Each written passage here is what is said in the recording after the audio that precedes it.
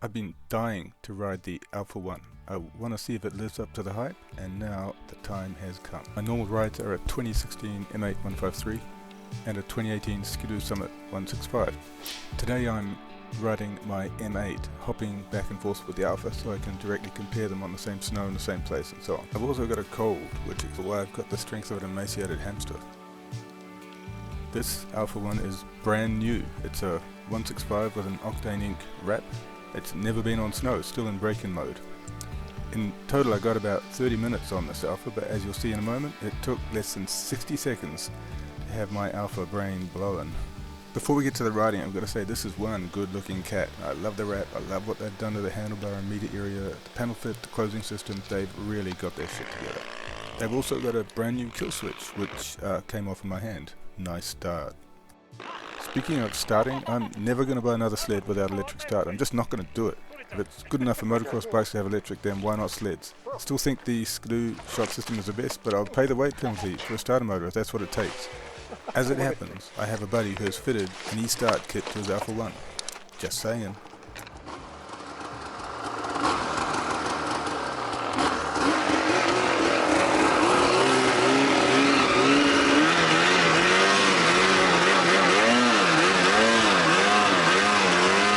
"20 seconds into riding the Alpha 1, I can tell the front end is different from the old M8. It's not deranged like my Ski-Doo, but somehow not as stable across this cut-up snow as my 2016 M8. I found out later that the Alpha has the skis mounted an inch further back, which changes the balance point and deflection. It's a small difference, but if you step straight off an M8, you can feel it.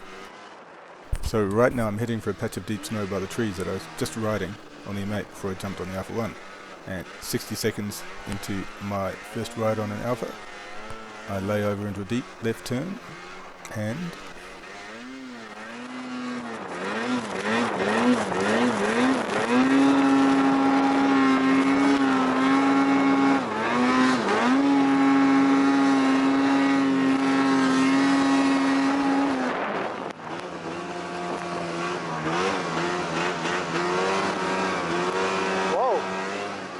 'You know, I can sometimes pull off tight turns on my M8, but seriously, I have never felt anything remotely like that Alpha powder turn.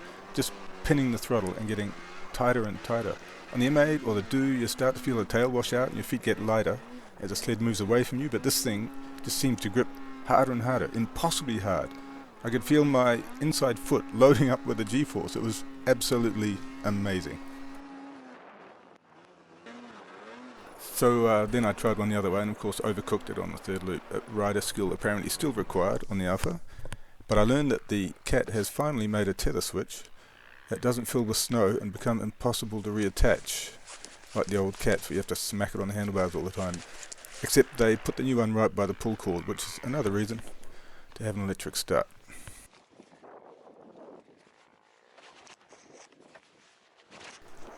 Back on the sled, and it's clear that this thing just leaps on top of the snow. I think I'm okay with that slight change to the front end geometry. Nothing could be as crazy as my Ski-Doo Summit.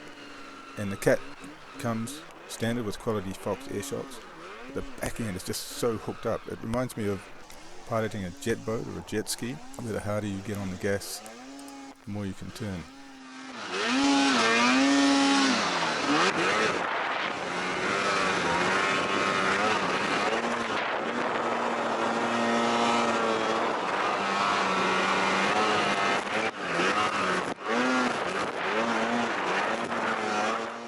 After that first 60-second blowout, I found a patch of deep powder in a semicircle of trees and decided to try and spiral my way in, getting tighter and tighter. By the third loop, I figured I couldn't get any tighter, but this machine is totally up for it. I had a look later, and there was less than an arm span of untouched snow in the center. The only limit seems to be how far you can physically turn your head to get round the corner.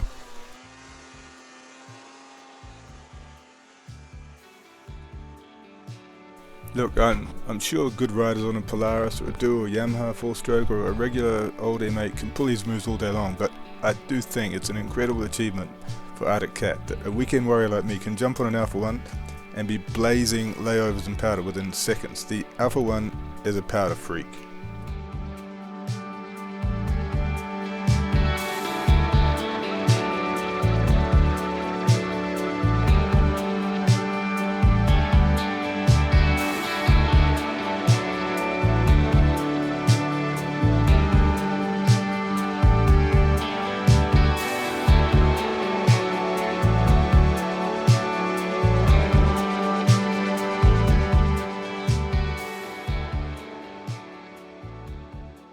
guess one question is this just a party trick that compromises everything else a mountain sled needs to do? I've seen videos of people riding hard on the Alpha, so I don't think so, but I can't wait to find out by riding one more myself, except that I don't own one.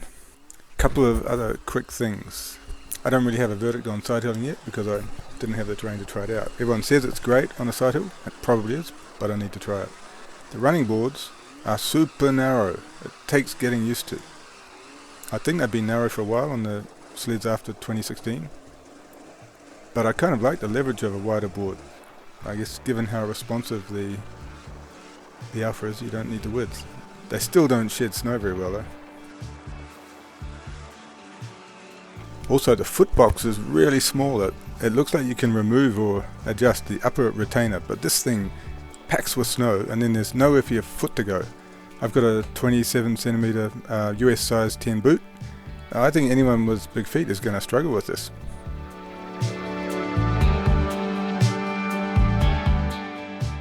And in other exciting Arctic Cat news, the new brake lever assembly is a massive improvement and apparently an easy retrofit for older cats, so I'm going to do it. I'm going to stick it on the 2016 M8. And last, but definitely not least, snow packing on the skid, which they've been talking about ever since this thing came out. There was way less snow on the Alpha all day. The snow just falls out of it. In fact, while putting this video together, a mate came back from day in super deep heavy snow. He said his snow bike and the sleds were bogging and getting stuck, but the Alpha was killing it, floating through everything and holding nothing in the skid. So there you go. For what it's worth, my first day verdict on the Alpha 1 is that it's good, really good, possibly freakishly good, maybe almost as good as a 1989 Yamaha Ovation.